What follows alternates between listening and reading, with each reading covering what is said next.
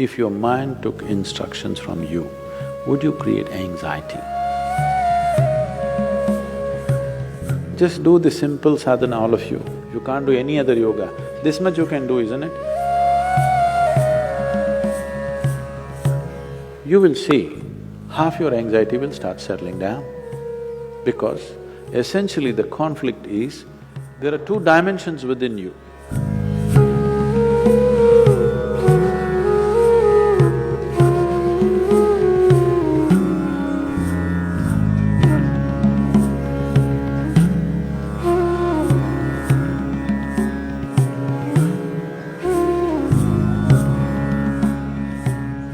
If your mind took instructions from you, would you create anxiety?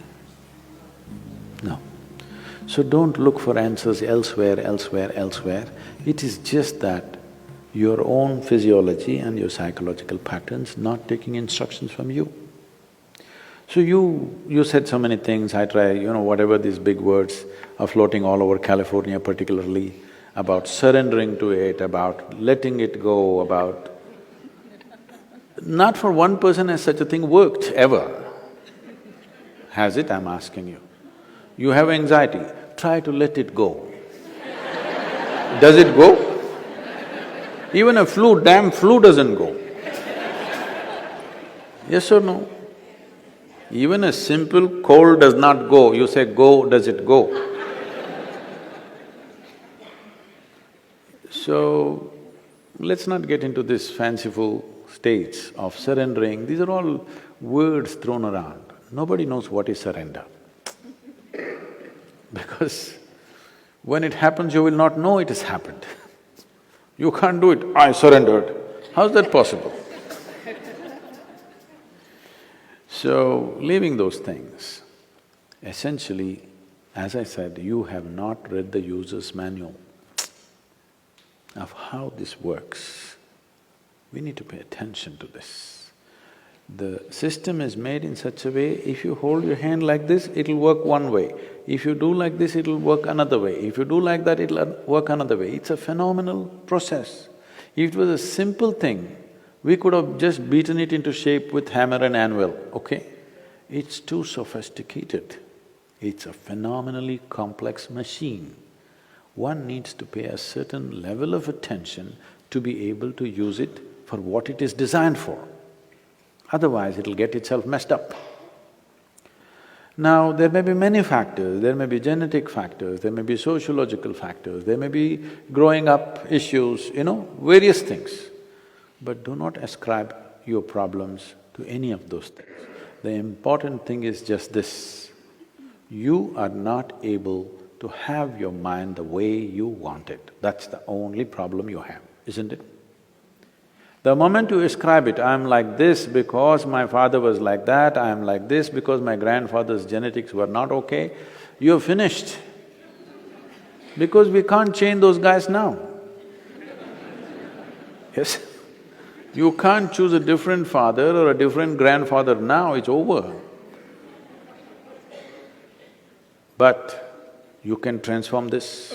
You must understand, still it doesn't matter you have anxiety disorder. Still, if you put a piece of carrot, there is an intelligence here which can transform a carrot into a human being. That means every day a new body is being manufactured within you, isn't it?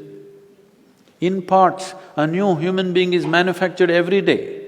When the very source of creation is functioning within you and a new human being is constantly being created, if you take little charge of that, you can create an entire new physiological and psychological process. This happened to us some time ago. Last year, we were trekking in Tibet. I was in a tent, I was doing some work and another person was cutting an apple. One of these porcelain knives these days.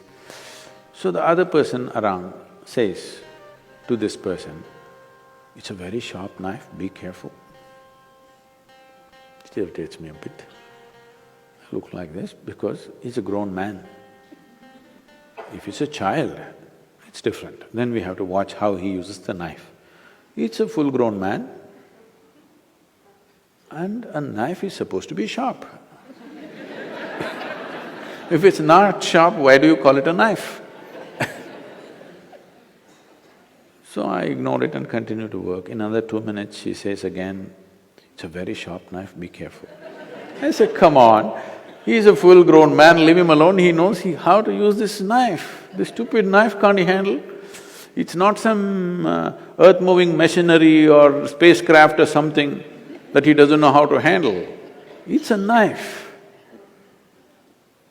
She says, "No, Sadhguru, it's a very sharp knife." All right. And I continue what I'm doing. In another 2 minutes, she whispers to him, "Please be careful, very sharp." And in another 2 minutes, he cuts his finger. Then I give up, okay. This is all that's happening. This is all that's happening with life. You have an intellect for which you don't have a stable enough platform. Or in other words, you have a sharp knife, a very sharp knife a very sharp knife in your hand, but your hand is not steady.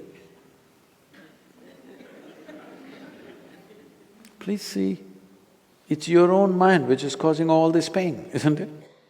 Yes or no? So you have a very sharp knife, the sharper it is, the more you cut yourself. So we don't have to blunt the knife, we just have to have a steady hand, isn't it? Nothing has been done about that. People are trying to blunt the knife with all these sedatives and nonsense. What you take is to blunt the knife. Blunting the knife is not the answer, because if you lower the possibilities of who you are, everything will be okay. If you remove half of your brain, you will be quite peaceful. Because it takes some brain to cause anxiety. If we really remove half of your brain, you will be quite peaceful and you may even be happy, actually.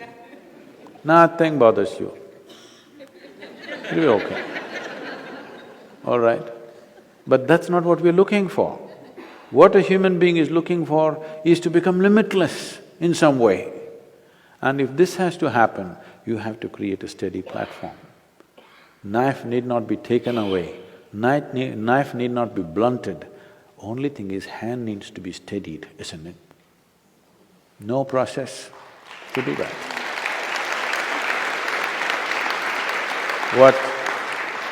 What inner engineering means, what yoga means is just this. When I say yoga, being in California, don't imagine all those impossible postures. Yoga does not mean postures, yoga means union, okay? The word yoga literally means union. This is the first form of union. Your right and left. This is called as Pingala and Ida in yoga, the masculine and the feminine within you. Just put it together, just do the simple sadhana, all of you. If you can't do any other yoga, this much you can do, isn't it? What you do is something that concerns your life. It could be the sun coming up. Sun is coming up. Without sun coming up, you wouldn't exist on this planet, isn't it? The warmth of life is going on within you only because the sun comes up. Without the tree exhaling oxygen and you exhaling carbon dioxide for it and this exchange happening, you wouldn't be alive, isn't it? Like this, look at it, the food that you eat, the sun, the earth that you walk upon, air that you breathe, water that you drink, people who live around you, whatever, you choose anyone. Just do this, put your right and left together perfectly, not like this, not like this, perfectly, okay? Just look at something that really matters to you. Maybe the sun, maybe the sky, maybe the cloud, maybe a tree, maybe a person, maybe a child, an animal, it doesn't matter what. Just look at it, putting your hands together for 10–12 minutes at a stretch. You will see half your anxiety will start settling down. Because essentially the conflict is, there are two dimensions within you. I don't want to go into an elaborate description of this, because the yogic physiology goes elaborately into this. But to put it simply, even in modern medical science is telling you there's a right brain and a left brain, all right? Just put these two things together look at with utmost love and appreciation towards something that matters to you. It could be your wife, it could be your husband, it could be your child, a tree, a dog, sky, sun, moon, whatever. Every one of them are vital for your life, isn't it so? Yes? Whatever you can relate to. Putting these two things together, just look at them with utmost pleasantness that you can generate, recognizing how important they are for you. Many things will change. This is the first form of yoga. If I do this, it'll become difficult. And there are many ways to do namaskar, like this, like that, like that. This is the most simple thing. Start here, okay